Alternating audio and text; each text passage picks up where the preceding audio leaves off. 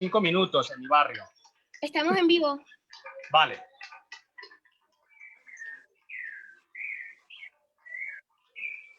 Si quieres entro yo para ir contando de qué se trata los aplausos y esto, como habíamos dicho.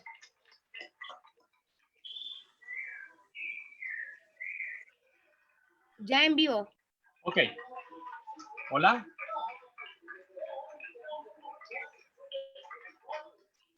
¿Me escuchas? Estamos en vivo. Ya. Hola, buenos días, buenas tardes y buenas tardes, casi noches en España.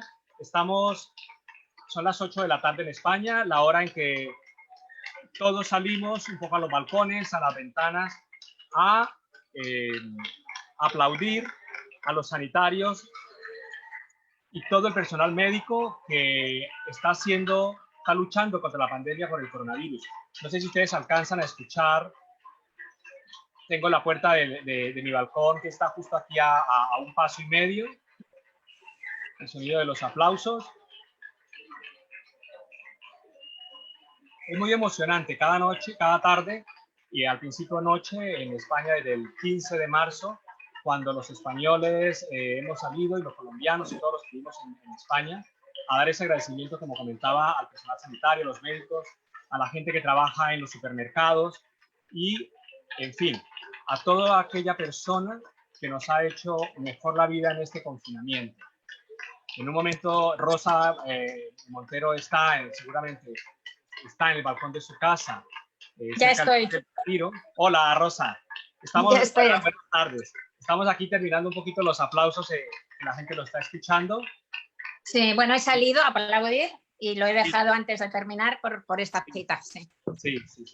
Ya aquí van a terminar en un segundo porque en mi barrio hay algún saxofonista, hay fiesta en San Isidro, que algunas veces se ha repartido por WhatsApp. Es una calle, la verdad, bastante animada.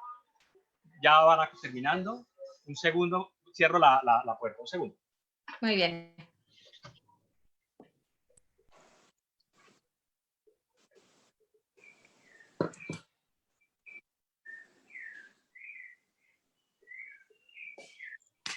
Sergio. Hola, Rosa. Hola, cariño. Hola, Sergio. ¿Cuánto tiempo sin verte? ¿Cómo estás? Qué gusto verte. Encantado. Hola, Sergio. Buenas tardes. Gracias por esta invitación para poder conversar con Rosa, claro. Bueno, es una gran alegría para mí ver la cara de Rosa, ver la cara de Winston en esta distancia impuesta que tenemos a través de los mares. Parece que el Atlántico volvió a cobrar la importancia que tenía en tiempo de las carabelas, ahora que no podemos ni vernos ni viajar. Es una gran alegría tener aquí como invitada nuestra, con Winston, a Rosa Montero, una de mis escritoras preferidas. Muchas gracias, cariño. No creo que sea una licencia, una realidad. Muchas gracias, Rosa, por compartir con nosotros este espacio que Centroamérica Cuenta dedica a la comunicación literaria y para que la gente en los dos continentes sepa que los escritores tenemos mucho que decir sobre esta crisis que estamos viviendo, sobre sus consecuencias culturales, sobre su vida en estos tiempos. Y muchas gracias a Winston Manrique, director de una de las revistas literarias más importantes, W, diría yo, en lengua española, una revista dedicada a la literatura, un gran periodista cultural desde que nos conocemos hace mucho tiempo. Y bueno, les dejo la palabra a ustedes y en nombre de Centroamérica Cuenta, de lo que Centroamérica Cuenta representa como esfuerzo presencial para la cultura y ahora digital, no tenemos de otra. Lo dejo aquí con nuestros oyentes y muchísimas gracias, Rosa, muchísimas gracias, Luis. Gracias a ti, cariño, por acogernos. Un beso. Gracias, Sergio, por esta invitación y por este festival tan importante, no solo en Centroamérica, sino en el mundo hispanohablante. Bueno, quiero aprovechar a dar las gracias de nuevo a Centroamérica Cuenta de estar en esta programación de autores en cuarentena y poder conversar con Rosa Montero, a quien ya leía desde los años 90 y 80 cuando estaba en la universidad en Colombia, Rosa. No, Cuando eras un niño, vamos. Tampoco tanto, no te creas. y luego fue un momento muy bonito, lo tengo que decir aquí, cuando te hice la primera entrevista en el año 2003, creo recordar, por la novela La loca de la casa. Puede ser, sí, sí. Sí, en el 2003 ya habíamos hablado por teléfono y en algún reportaje Sí. para Babelia y para El País aquí en España, pero fue en ese libro maravilloso, que yo creo que es una Muchas novela gracias. espléndida, donde está, que recomiendo mucho no solo a los lectores de Rosa Montero, sino a la gente que le gusta la literatura, que se apasiona con el arte de escribir, que quiere conocer entresijos contados por una gran periodista, por una gran escritora, y que además lo sabe contar, porque transmite además esa pasión en todo eso, ¿no? Sí, es mi libro más interactivo, ¿no? Porque es un libro en el que juego con el lector el juego de la creación. Y verdaderamente es un juego a dos entre el lector y yo, ¿no? El lector está lleno de trucos, digamos, el libro. El lector entra en el libro creyendo que es una autobiografía, ¿no?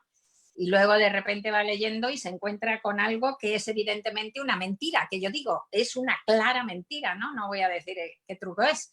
Y entonces cuando llega esa mentira, el lector se pregunta, si esta mujer me miente aquí en esto, ¿en cuántas cosas más me habrá mentido? Pues la respuesta es en muchas, porque el libro no es una autobiografía, es ficción en realidad, ¿no? O sea que...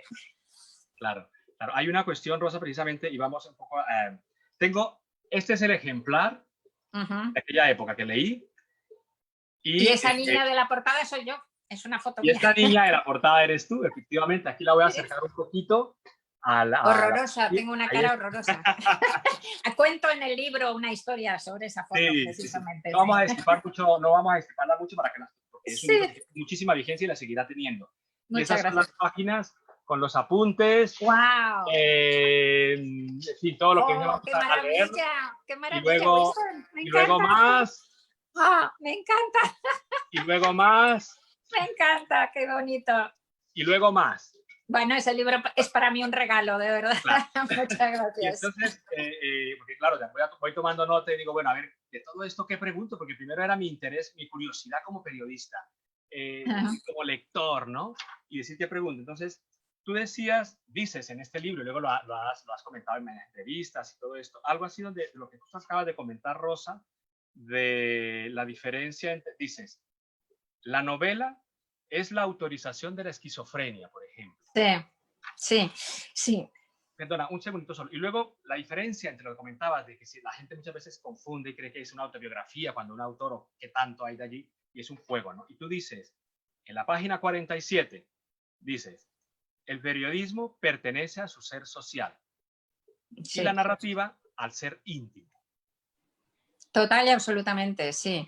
Bueno, es que yo creo que como la mayoría de los novelistas, yo empecé a escribir de niña. Esto a la gente, hay gente a la que le sorprende, pero la inmensa mayoría, yo creo, de los novelistas, no sé, Sergio, habría que preguntárselo, pues hemos empezado a escribir verdaderamente de niños. O sea, que es algo, yo por ejemplo, empecé mis primeros cuentos, que eran de ratitas que hablaban, pues los escribí con 5 años. Entonces, esto quiere decir que desde que me recuerdo como persona, porque el recuerdo articulado de uno mismo viene más o menos de ahí, ¿no? De los 4 o 5 años, pues desde que me recuerdo como persona me recuerdo leyendo, ¿no? Escribiendo. Entonces, es algo, montones de veces me preguntan, ¿cuándo decidiste hacerte escritora y tal? Yo no lo decidí, estaba ahí de la misma manera que está el hecho de que soy mujer, o que el hecho de que soy morena, es algo que es como esencial, constitutivo de mi personalidad, no solo de la personalidad, de mi ser, es estructural, ¿no?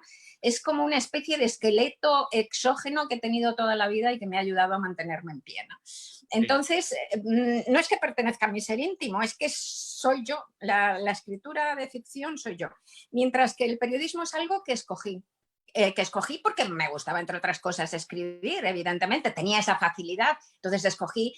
Sabía que había que vivir de otra cosa, hay que vivir de otra cosa, no se debe vivir de la novela, dicho sea de paso, pero sabía que no se podía y tal, y que había que buscarse otra cosa. Entonces, pues, como tenía esa facilidad para la escritura y además siempre he tenido mucha curiosidad y y me han interesado absolutamente todo en el mundo. Pensé que el periodismo pues, podría permitirme aprender durante el resto de mi vida, que es verdad, te permite, ¿verdad? Winston te permite seguir aprendiendo y eso es muy bonito del periodismo. Muchísimo.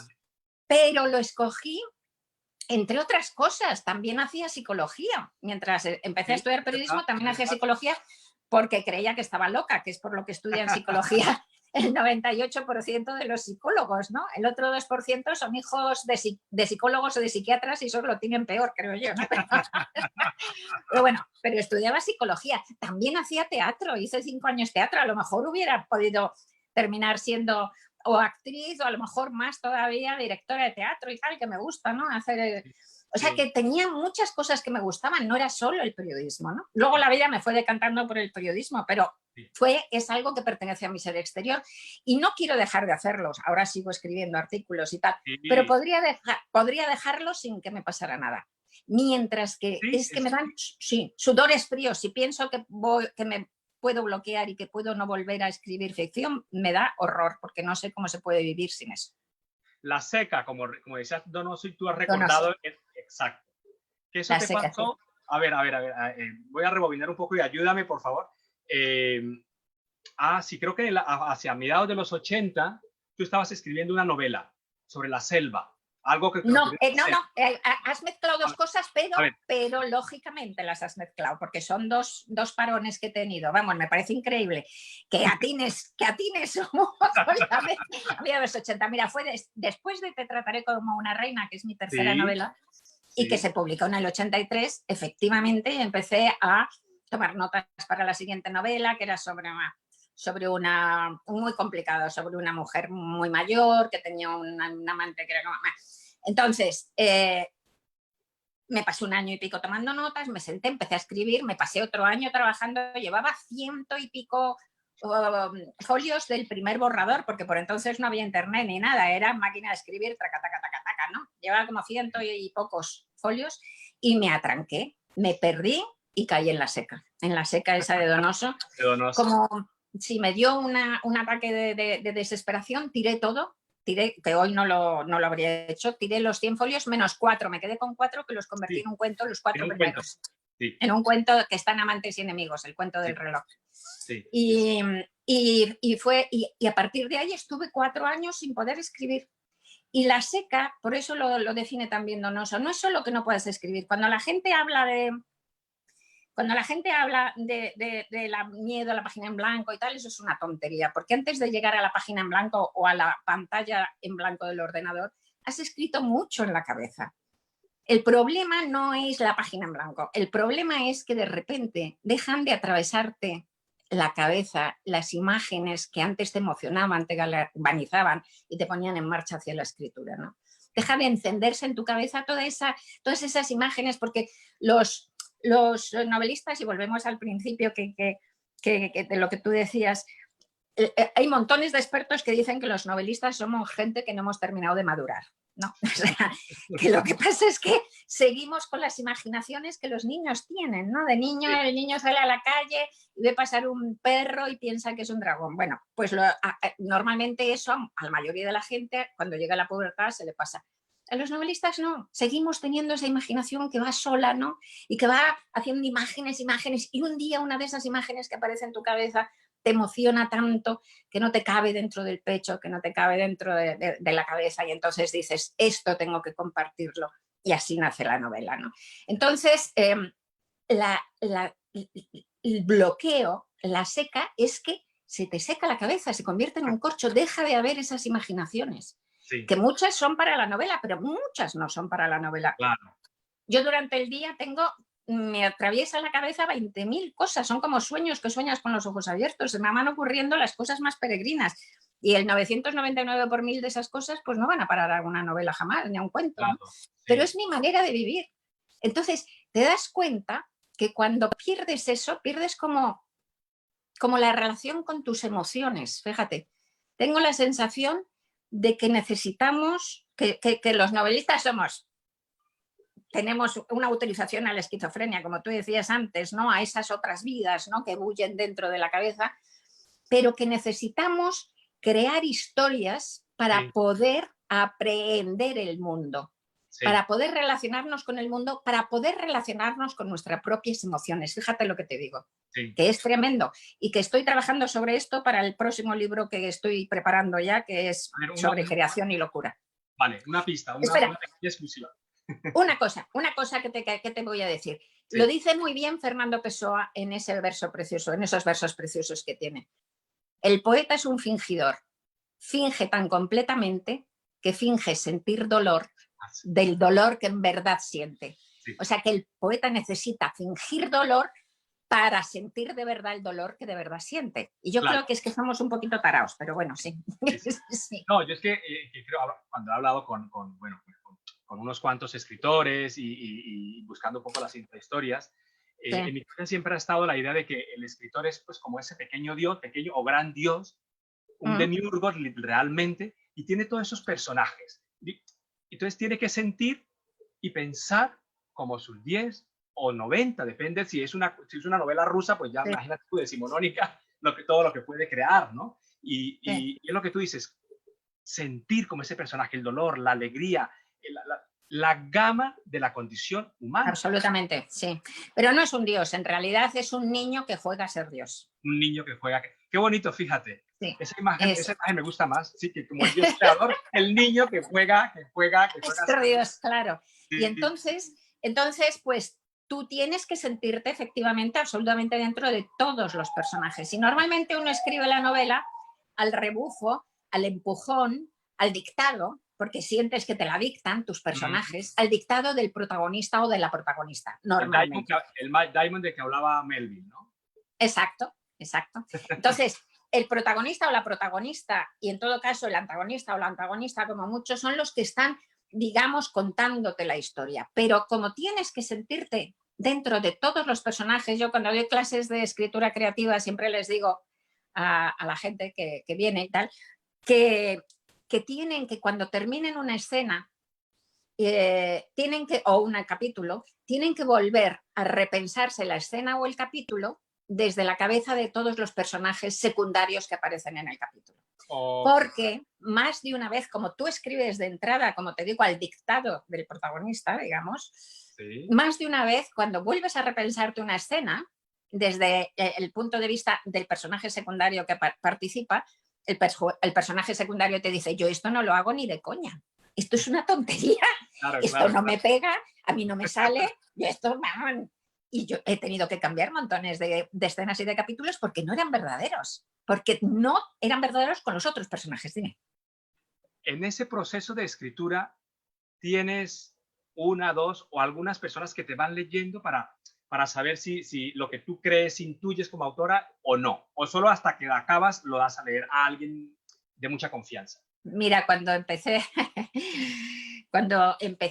a publicar, porque escribía desde pequeña y tal, y no se lo daba prácticamente a nadie, pero cuando empecé a publicar, pues mis primeras novelas, pues se las iba dando por folios escritos cada día a la pareja que tenía en el momento, y los pobres se lo leían como santos mártires, porque claro, es un horror leer eso, pero claro, yo terminaba el trabajo del día, es así, y decía, mira, léetelo, a ver qué te parece y tal, los 2 folios, así no hay manera de leer, luego no podían leer ni tener perspectiva de lo que estabas haciendo, eso es un martirio para la pareja, pero los pobrecitos todos pues lo iban leyendo.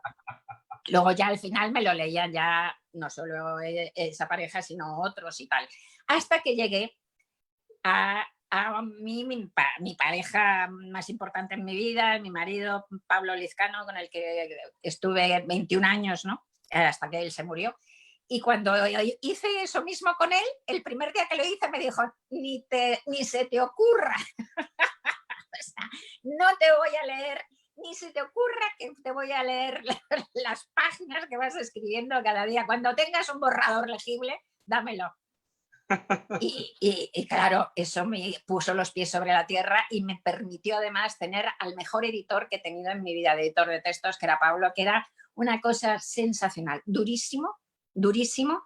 Había que atarse los machos para darle la primera versión, pero luego las cosas que te decía eran impresionantes. Tenía una visión, de manera que cuando él se murió me quedé muchísimo más más insegura, porque yo antes con Pablo, que ya digo que además era muy duro, cuando le daba a leer los textos y ya me decía, contaba con su aprobación y me decía, Monse, ¿está bien por esto? Sí, está bien, pues entonces yo ya sabía que estaba bien. Ya, Después bueno, ha sido difícil. ya. Eso me da pie, me lo has dado tú, fíjate. Iba a dar un salto, abro una Sí. Husky, voy adelantando porque creo que con eso, pero en medio voy a leer esto. Es el comienzo de una novela, de un libro que es un híbrido como La loca de la casa y que no importa la etiqueta que le pongamos los periodistas o las editoriales, que da igual, lo importante es la calidad literaria. Que dice, como no he tenido hijos, lo más importante que me ha sucedido en la vida son mis muertos. Y con ello me refiero a la muerte de mis seres queridos. ¿Te parece lúgubre? Quizá incluso morboso. Yo no lo veo así. Antes, al contrario, me resulta algo tan lógico, tan natural, tan cierto. Solo en los nacimientos y en las muertes se sale uno del tiempo. La tierra detiene su rotación y las trivialidades en las que malgastamos las horas caen sobre el suelo como polvo de purpurina. Cuando un niño nace o una persona muere, el presente se parte por la mitad y te deja atisbar por un instante la grieta de lo verdadero, monumental, ardiente e impasible. Es así. Es el comienzo de la ridícula idea de no volver a verte. La ridícula idea de no volver a verte, que tiene además una historia que conecta, y tú lo cuentas, porque es que este es un libro maravilloso, maravilloso. Muchas gracias. Donde cuentas cómo esa conexión con Madame Curie, es decir, cómo la sintonía en la que estás, un autor o cualquier persona en un momento dado, cómo se sincroniza el universo, la mirada cósmica que dice Clara Janés, por ejemplo, la poeta, a veces, con Madame Curie, cuando te llama Elena Ramírez, tu editora en Seix Barral, y te dice, oye, ahí vamos, estamos haciendo una pequeña biblioteca de textos de tal, y tenemos un texto de Madame Curie, donde ella escribe, creo que un año después de la muerte de su marido. No, en el año. En el año, ¿no? ¿Verdad? En el año, sí. Y tú lo lees y al final lo que tú escribes a partir de allí, que se convierte en el libro en realidad, ¿no? Sí, claro, claro. No, ahí hemos arribado además a otra de las cosas que has dicho al principio. Es que ahí fue la segunda vez que me bloqueé con una novela que era de la selva. Es ahí, es verdad, es verdad, es verdad, es verdad. Que cuentas además, en el libro además cuentas cómo Elena Ramírez llega de manera providencial, digamos, porque tú estabas, es verdad. Sí. Exacto, yo estaba preparando una novela que el título provisional era La selva, porque sucede de todo en la selva, y llevaba un año y pico preparándola y ya estaba, que es la parte primera mía, mi manera de trabajar, ya me había sentado al ordenador y había escrito 3 capítulos, que me gustan mucho, de hecho me gusta la novela, la idea, y el primer capítulo de La selva me gusta muchísimo, ¿no? Pero de repente me noté que eso que perdía el fuelle, ¿no? Porque para escribir, que es durísimo, porque es un trabajo de picapedrero, escribir una novela es de una tenacidad tremenda, tienes que estar ahí dándole todos los días, meses a veces enteros de trabajo que tiras porque luego no te gustan, en fin. Para pasar por todo eso y esa soledad que requiere y tal, tienes que tener esa necesidad de contar una historia que brilla y arde y echa rayos de luz dentro de ti, porque esa necesidad de contarla que te decía al principio, una historia tan, una imagen, tienes que no te cabe en el pecho y la necesitas compartir. Si esa emoción se apaga, entonces pues ya no sigues escribiendo la novela, evidentemente. Entonces yo empecé a ver que se estaba enfriando y me bloqueé. Y no dije nada a nadie por el aquel de que si no dices nada, lo mismo no existen las cosas, ¿no?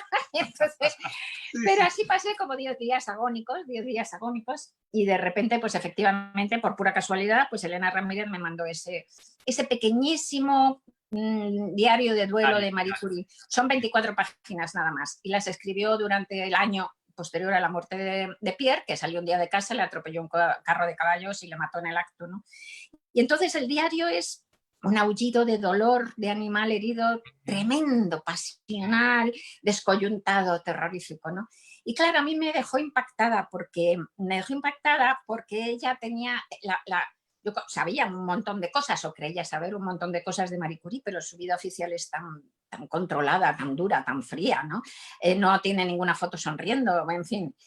Y al ver eso, ese aullido de dolor, me di cuenta que era un personaje mucho más poliédrico y que tenía muchísima más vida. Y entonces yo estaba en ese momento en una de esas etapas de la vida que pasamos por mesetas, ¿no? Por mesetas en donde te paras, miras alrededor y dices, pero estoy viviendo la vida que de verdad quiero vivir. ¿Cuáles son mis deseos reales ahora? ¿Qué puedo hacer para mejorar mi vida? Y eso nos pasa, esas mesetas nos pasan 2 o 3 o 4 veces a lo largo de nuestra existencia. Yo estaba en una de esas muy grande porque tenía 50 y tantos años, porque se había muerto hacía 2 años mi pareja, Pablo.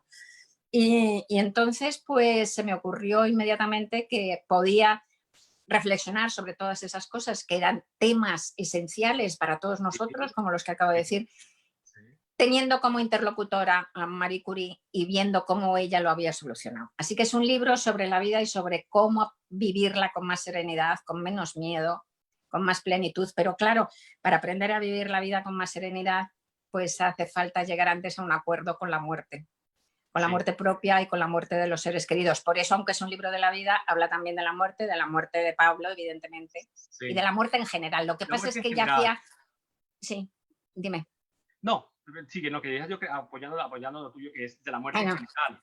Ya, exacto, porque no es el mío, desde luego, así como el diario de Marie Curie es un diario de duelo animal, el mío no es un libro de duelo para nada. Cuando lo empecé a escribir ya hacía 2 años que se había muerto Pablo y ya había pasado esa etapa del duelo más álgida, de manera que ya podía hablar del duelo, pero no del mío, sino cuando hablaba de mi duelo ya podía hablar del duelo de todos, porque ya llegas a ese estado de la profundidad de lo que somos, en donde hay un río común en donde estamos todos, ¿no? Dentro de cada uno de nosotros estamos todos. Sí, y es un libro que además, Rosa, cuando empezábamos el confinamiento y en España alcanzamos unos números muy altos de muertos cada día, que era una cosa realmente muy triste. Y recuerdo que a principios de abril eran como 900 y pico, era una cosa que yo miraba el periódico, decía, que bajen, por Dios, que bajen las cifras de estas, ¿no? Y recordé algunos libros y entre ellos este libro, porque es la situación del duelo, pero es también la muerte, pero invitar a la vida. La muerte dentro de la vida, sí. Claro. La muerte dentro de la vida. Vencida por la vida, de alguna manera. La muerte vencida por la vida. Claro, sí, no, lo de la pandemia... A los funerales de sus parientes, perdona, la gente no podía asistir, no ha podido todavía asistir a despedir a sus seres queridos, sus seres amados, ¿no? Total y absolutamente, ¿no? Ha sido y está siendo muy duro. Vamos a ver qué cicatrices quedan. Bueno, aparte del destrozo económico mundial, terrible, que va a ser terrible, pero qué cicatrices quedan psicológicas. Tantísima gente aquí en España que no ha podido efectivamente despedirse de su gente querida. Entre ellos, pues mis primas, que su madre se murió de COVID en una residencia y llevaban 1 mes sin poder verla. Y yo que sé, mi madre se murió el día 13 de marzo, pero sí que estábamos, pero no pudimos hacer ni velatorio, no hemos podido, tenemos las cenizas por ahí guardadas en casa de mi hermano, no nos hemos podido ni ver, a ver si ahora nos levantan la alerta el número 1 y podemos hacer algo con las cenizas, vernos siquiera, mi hermano y yo. Sí. Entonces, pues todo es muy duro, verdaderamente. Tenemos que hacer un esfuerzo todos para que esta situación terrible deje algo positivo. Aprendamos algo positivo. Sí, que nos sirva de algo bueno, no solo, ¿no? Para que uno de los grandes aprendizajes que tiene que hacer el ser humano es hacer algo con el dolor para que el dolor no le destruya, ¿no? Esa cosa que dicen muchas veces a mí me pone los nervios, me saca de quicio. No, pero el sufrimiento es bueno porque te enseña. El sufrimiento te enseña si no te destruye. Es que te puede destruir.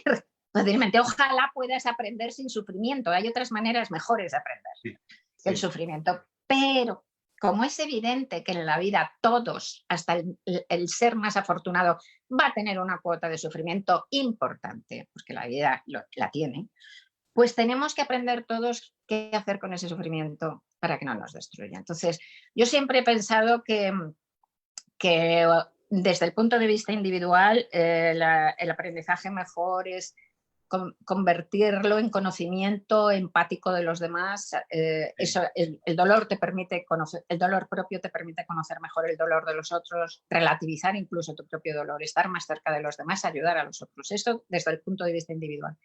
Y luego, desde el punto de vista social, algo como esto tan grande, ¿somos capaces los seres humanos de aprender? Pues sí. Estaba pensando, por ejemplo, la Segunda Guerra Mundial.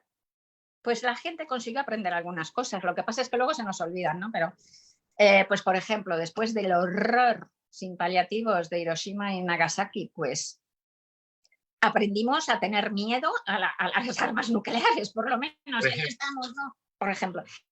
Y también después de la posguerra de la Segunda Guerra Mundial tan terrible, ¿no? Y tan carente económicamente, con ese destrozo que hubo, pues después cuando pasaron los primeros años de posguerra y las multinacionales empezaron a ganar dinero, había tal distancia entre la pobreza de la sociedad y las multinacionales ganando dinero a las puertas que se creó el estado del bienestar para compensar eso. Y ha durado 4 décadas hasta que en la última crisis lo hemos desmontado, pero ha durado, ¿no? Entonces, a lo mejor ahora también yo creo que deberíamos sacar adelante enseñanzas de ese tipo. A lo mejor después del COVID pues se consigue implantar por fin la renta universal básica, por ejemplo, ¿no? Ojalá. Por ejemplo, o a lo mejor también deberíamos aprender a tener otro respeto, desde luego, con el planeta, porque esto es Esto es un grito, ¿no? de alerta brutal.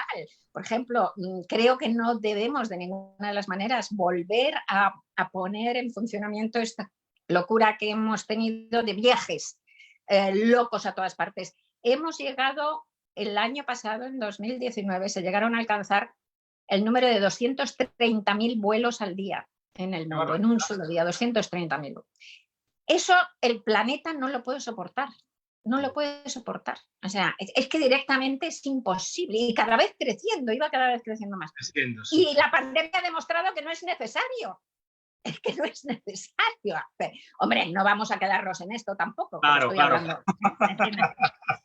Sí. Evidentemente, pero vamos a poner las cosas un poco más en otro término, ¿no? En otro término, sí. Bueno, que se me había olvidado, como estábamos aquí hablando de literatura y de cosas varias, preguntas de los lectores que son los protagonistas de esto. Pregunta Nadine Lacayo Renner. ¿Cuáles son tus autoras mujeres contemporáneas que más lees? Contemporáneas quiere decir vivas, completamente contemporáneas. Sí. Pues mira, me gusta muchísimo Mayra Montero, la cubana puertorriqueña. Pues perdón, una cuña publicitaria. Creo que el 20 de junio, 22 de junio, estaré también con ella en Centroamérica Cuenta. Aprovecha. ¡Qué bueno! Pues me parece una escritoraza espectacular, pero espectacular, ¿eh? O sea, magnífico. Y la última novela suya es Mayra Montero. Ah, no, Mayra Santos, perdona, no, me he equivocado. No. Mayra Montero. También, Mayra Montero. Buenísima también Mayra Santos. Sí, buenísima. Sí, Mayra Santos me encanta, pero me gusta muchísimo. Pero vamos, estaba hablando de Mayra Montero. Sí. Y su última novela, que es La mitad de la noche, es descomunal. O sea, verdaderamente magnífica, ¿no? Me gusta Elvira Lindo, me parece que es muy interesante. Me gusta mucho una argentina que es Samantha Schweblin. No sé si la habéis leído. Sí, la he leído y la he entrevistado. He tenido el gusto, el gran placer de entrevistarla. Buenísima. Bueno, la verdad es que hay montones, hay muchísimas mujeres escribiendo muy bien, vamos. Sí. Aprovecho para invitar a los que se lo había olvidado por estas cosas del directo, Rosa, que no soy experto en los directos, de invitar a los lectores, a los que nos están viendo ahora mismo, a enviar las preguntas por Zoom o por el Facebook Live de cualquiera de los sellos Planeta en México, en Argentina, en Perú, en todos los países latinoamericanos, o incluso en el de W Magazine, que envíen preguntas que quieran formularte, Rosa. Terminada la cuña publicitaria, retomamos el tema. Rosa, si te parece, hago un salto. Me gustaría hacer un salto, digamos, a tu proyecto que empiezas en el 2011, creo que es con Bruna Husky, o 2009. No, se publica el primero en 2011, pero claro, yo lo había empezado a escribir en 2008. Y entonces por eso puse que, como es un libro de anticipación, ¿no? Futurista y tal, que sucede pues cuando yo lo estaba escribiendo en 2008, pues lo puse 100 años más tarde, de manera que lo puse en el 2109, porque pensé que para que estuviera más. Pero ya ha pasado tanto tiempo, ya he sacado 3, que ahora se me ha quedado a 90 años. Ahora estamos en el año, en los libros de Bruna estamos en el 2110. 2110, sí. Lo menciono esta serie de libros, Rosa, porque yo creo que con Bruna y con las historias, aquí están condensadas buena parte de los temas de tu obra literaria y creo yo de temas evidentemente personales y de cuestiones que te interesan, no solo por el futuro, sino que ahí está evidentemente la imaginación, el tema de la identidad, la muerte, el tiempo. Exacto, la muerte, tiempo y la cuestión de la finitud, ¿no? De cómo con eso. La necesidad de los otros la necesidad para que la vida... Claro. Y, por supuesto, el amor. Sí, claro, por supuesto, también el amor. Y además, bueno, en la última, el amor desde muchos puntos de vista, ¿no? Sí, toda la gama. Sí, la última novela de Bruna, que por cierto son 3 ya, pero se pueden leer de manera indistinta, o sea que no son historias, cada una es una historia que empieza y acaba en sí misma y se puede leer la última sin haber leído las primeras, por ejemplo, ¿no? Pues la última se llama Los tiempos del odio, ¿no? Y el subtítulo es Sin amor no merece la pena vivir. Entonces es una novela que es importante para mi personaje, Bruna, que por cierto es el personaje que más quiero y que además se parece más a mí en el fondo, menos en esto que te voy a decir, ¿no? Se parece muchísimo a mí en muchísimas cosas y le he dado además muchas cosas mías, pero no se parece en en esto es justamente lo contrario, en que es una misántropa total, odia a la humanidad, se odia a sí misma y a medida que van pasando las novelas pues va aprendiendo a perder el miedo, porque ella lo que es de ese tipo de persona que todos conocemos, ¿no? Que tiene miedo de sus propias emociones porque cree que los sentimientos la debilitan, ¿no? Entonces, a mí eso me parece un error garrafal, porque porque si huyes, no te atreves a querer a la gente por no sufrir, ahí sí que eres verdaderamente débil y además es escoger la muerte en vida. Eso para mí no es vida, ¿no? La vida, para que merezca la pena de vivirse, hay que vivirla con los demás. Somos animales sociales, ¿no? Entonces, pues en la primera novela, pues Bruna aprende a tener amigos. En la segunda novela, Bruna aprende a dejar de odiar a los humanos porque la han construido como es y los odiaba, ¿no? En la segunda. Y en esta tercera novela aprende a amar apasionadamente. Aprende a perder ese miedo a la extrema vulnerabilidad que te pone el amar pasionalmente, ¿no? Ella tiene desde la primera novela una relación con un humano que se llama Paul Lizard, que es tan bruto como ella. O sea, que también tiene tanto miedo a amar como ella, con lo cual es una relación horrorosa. Ahora te quiero, ahora te odio, ahora te beso y ahora te pateo, ¿no? Ni contigo ni sin ti. Exacto. Pero aquí al final en esta novela como que aprenden a amar los dos y esa es una de las partes del amor. Y otro de los amores de los que habla Los tiempos del odio es de otra manera de relacionarnos socialmente, lo que decíamos antes, ¿no? De una manera más empática o relacionarnos a través de la colaboración y no de la depredación. Que son 2 maneras yo creo que desde el principio de los tiempos, desde la caverna, pues el ser humano se ha dividido entre aquellos que escogían la supervivencia por medio de la depredación, es decir, que de repente pues le partían la cabeza al vecino más débil para robarle el filete de mamut, o entre aquellos que escogían la supervivencia por medio de la cooperación, cuidaban a sus enfermos, etcétera, ¿no? Entonces, pues de eso habla también Los tiempos del odio y ese es otro tipo de amor, ¿no? Sí. Ahí está, cuento, ya llevado a lo sublime, ese otro tipo de amor, ¿no? Pues cuento esa historia que me contó un amigo y que parece que es real de la guerra española, de la posguerra española, en una mina del norte de España, en Asturias, de carbón, pues entonces se llevaron a los republicanos prisioneros ahí a trabajar, trabajos forzados, y entonces en los primeros momentos de la posguerra, que era durísima, ¿no? Fue terrorífica, pues bajaban a la mina de cuando en cuando una serie de matones falangistas y hacían numerarse a los prisioneros republicanos y luego señalaban a uno cualquiera y le decían que dijera un número. Y el número, el pobre desgraciado que coincidía con el número que ese tipo decía, pues lo fusilaban ahí mismo, lo sacaban de la fila y lo fusilaban ahí mismo. Bueno, entonces lo maravilloso es que muchas veces el que era señalado para decir el número daba su propio número. Entonces, condenándose a una muerte cierta, ¿no? Entonces, el ser humano es capaz de las cosas más horribles, pero también de las cosas más grandiosas y más sublimes. Y es capaz de ser mejor de lo que somos, incluso. Sí, sí, sí. Mira, pregunta Nati Prensa Villegas, a propósito de Bruna, dice, sé que Bruna viene a la televisión en España. ¿Es verdad? ¿Cuándo? Sí, estamos en ello, pero bueno, todavía queda. En televisión las cosas van despacio y encima con este parón ahora, que también es parón económico y tal, pues ya veremos. Entonces, estamos todavía en el periodo, lo ha comprado una productora que es MediaPro, que es la productora más importante de España, pero que ahora tenemos hecha lo que se llama la Biblia, que es como todo el resumen de la temporada. Son 8 capítulos de 50 minutos de duración de la primera temporada. Y entonces tenemos hecho todo eso, que son como 50 páginas, y tenemos hecho el primer guión del primer capítulo. El piloto. Del primer episodio. Y entonces, pues con eso ahora estamos buscando plataforma. A ver si nos compra, pues, Movistar, Netflix o cualquiera. Teníamos un montón de citas cuando llegó la pandemia con Netflix, sí, por ejemplo, que se suspendió y que ahora a ver si retomamos, ¿no? Pues seguro que después de esta conversación ya verá cómo aparecen algunas más.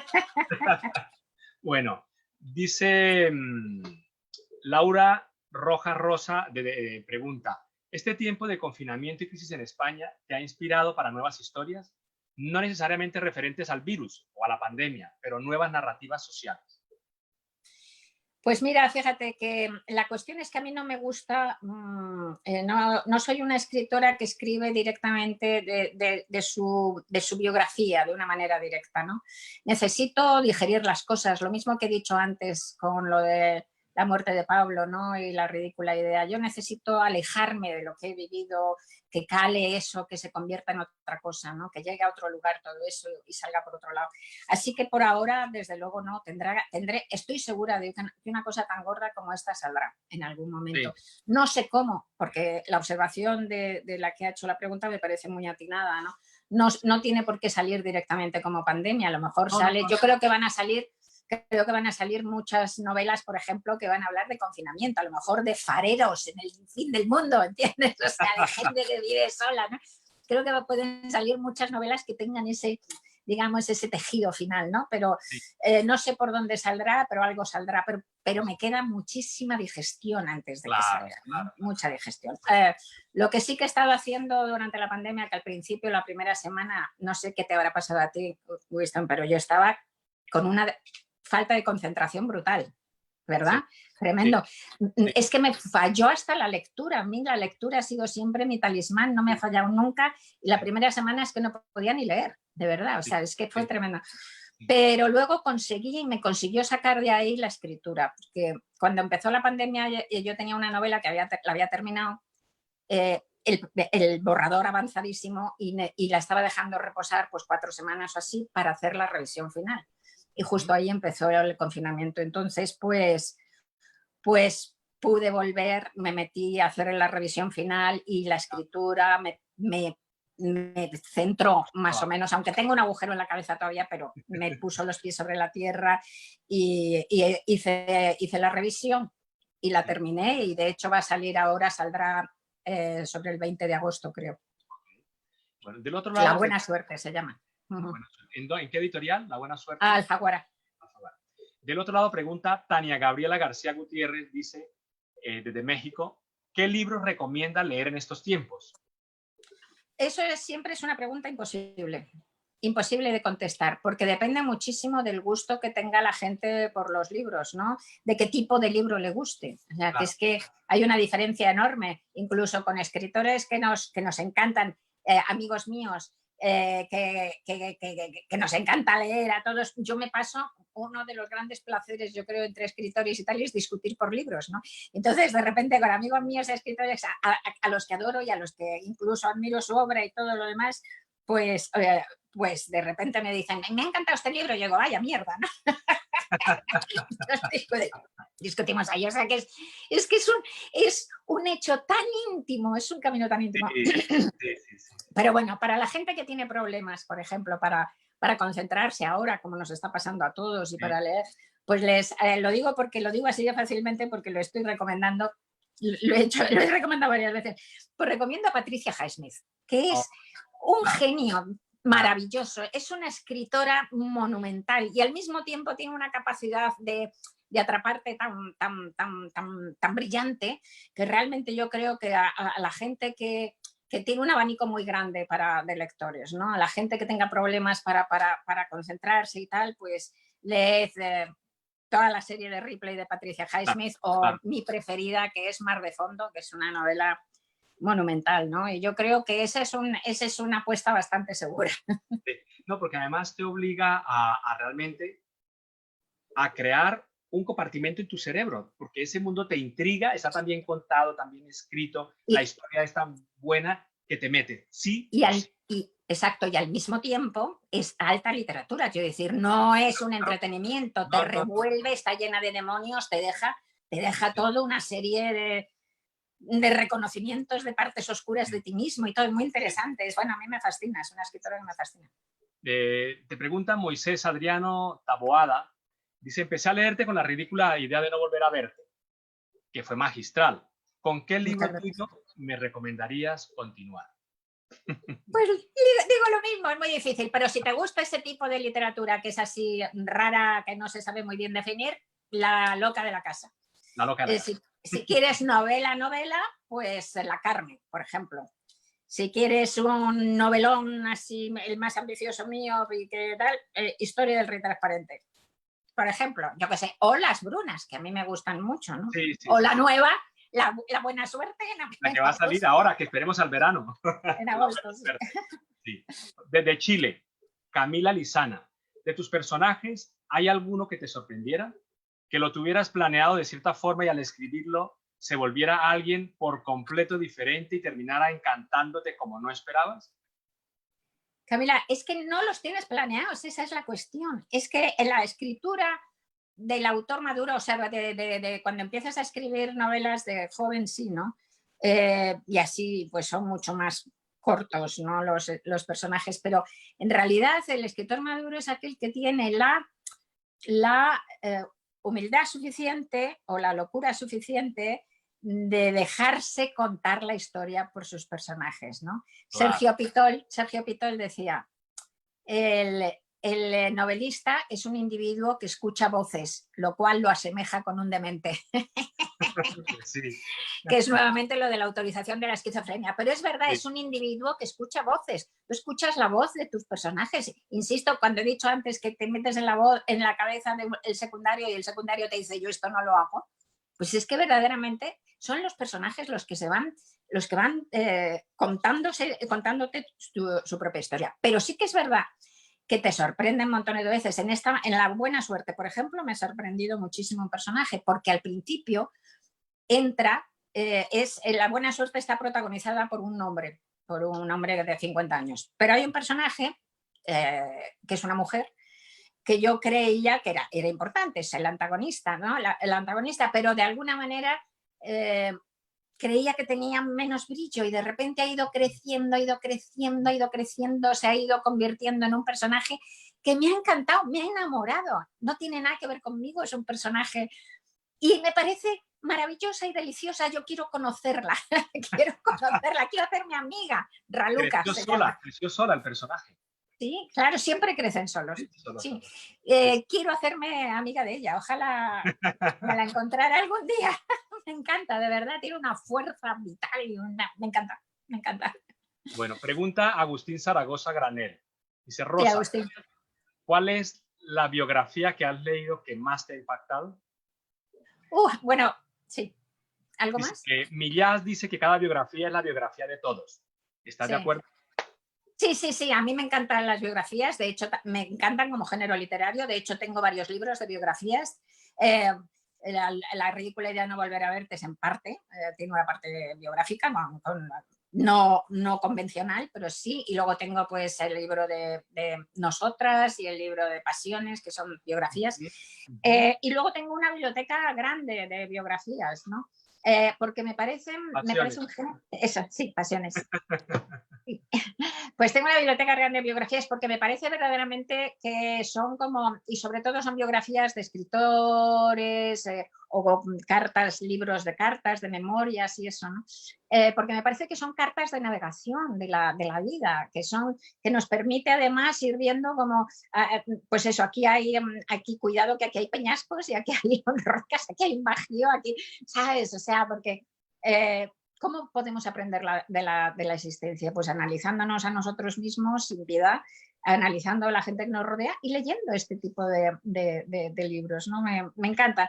Y he leído muchísimas biografías espectaculares. Hay una maravillosa, por ejemplo, que es la que escribió de los primeros años de Robert Graves, su sobrino, creo que se llama Richard Graves, creo que se llama, y son de los primeros años, es hasta 1930 y algo. No, hasta 1900, no me acuerdo, los primeros años de Robert Graves. Y se llama Robert Graves. Y esta, ya te digo, y esa es tronchante. Además, cuenta toda la historia de la relación con Laura Reading, que era un personaje tremendo, daba mucho miedo. Y es una biografía, de verdad, si la encontráis, os la recomiendo vivamente porque es maravillosa, maravillosa. Luego hay otra también de esas que es inolvidable, pero que se me olvidan los datos, que es de Richard Burton, no el actor, sino el explorador y arabista y tal, y que no me acuerdo ahora cómo se llama, pero era de un inglés y es gordísima y es de hace como 20 años. Y es otra biografía descomunal, buenísima. La debo tener por ahí, la tengo que encontrar. Sí. Pero ahora no sabía que me ibas a preguntar esta pregunta. Yo tengo una memoria horrible, ¿no? Sí. Pero vamos, hay biografías absolutamente maravillosas. Sí, sí. Rosa, para tratar de fundir, de armonizar parte de la realidad con los temas, algunos de los temas que ya hemos abordado un poco, la parte del duelo, la muerte, la finitud y todo esto, también estamos por este confinamiento y lo que puede generar la COVID-19, las relaciones interpersonales, sobre todo las amorosas, que ya venía con el mundo digital, con las apps y los miles de ligues para amistad, para amor, para sexo, para conocerse, para miles de cosas. ¿Tú crees que puede haber algún cambio adicional con todo lo que está pasando o no? ¿O es muy pronto para aventurarse en eso?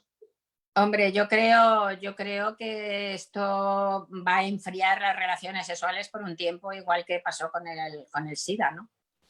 Porque en el SIDA había un riesgo directo relacionado con el acto sexual, pero aquí hay un riesgo directo relacionado con la proximidad. Entonces va a potenciar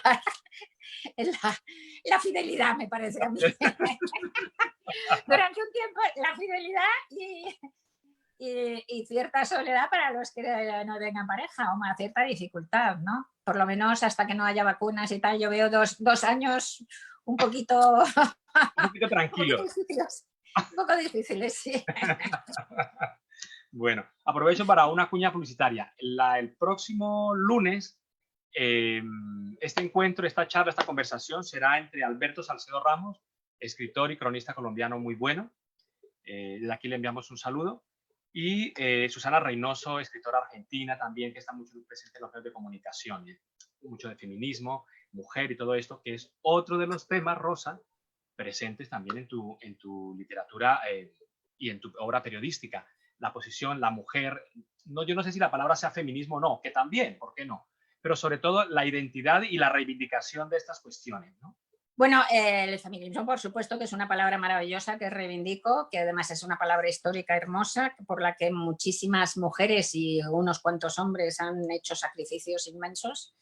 Es más, ya digo que la reivindico, lo que pasa es que es más precisa decir antisexismo, porque la palabra feminismo, pues muchos idiotas incultos pues intentan confundir a la gente diciendo es que es lo contrario de machismo. Para nada, no tiene nada que ver con ser lo contrario de machismo, es decir, el feminismo no aboga porque haya una dictadura de la mujer sobre el hombre en absoluto, ¿no? Pero bueno, o sea que digamos que más precisa es antisexismo.